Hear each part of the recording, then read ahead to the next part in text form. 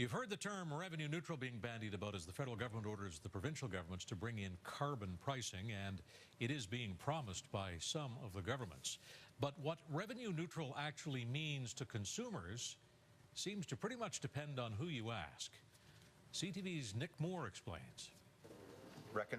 Question period. It was a debate about definitions today. The term in question, revenue neutral, and how that would apply to a carbon tax. Premier Gallant about a year ago. So if we were to look at any type of price on carbon, we would make sure that it would be revenue neutral. Many took that to mean a carbon tax modeled after British Columbia's, which was offset by an income tax reduction. Premier Gallant today. We have made it clear from day one that if we raise any money from a pricing mechanism on carbon, it will be reinvested to make us more energy efficient in the province. It's as simple as that. Now, whatever term they want to use to describe that, Mr. Speaker, that's fine. New Brunswickers that I speak to believe that revenue neutral is something that's not going to cost them anything. The Tories say the government is still not being clear on how it will proceed. So for me, he owes New Brunswickers an apology for misleading them, and it's clear that it's not going to be revenue neutral.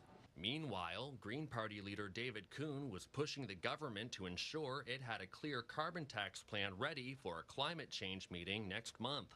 It's going to be a complete and utter embarrassment if Premier Gallant shows up in Ottawa at the First Ministers' Conference, the second First Ministers' meeting on how Canada is going to make that transition to a low-carbon society without a provincial climate strategy in his pocket. No commitment today. I'm telling you that we're working hard.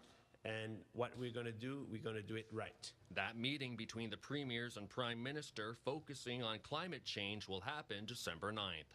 Nick Moore, CTV News, Fredericton.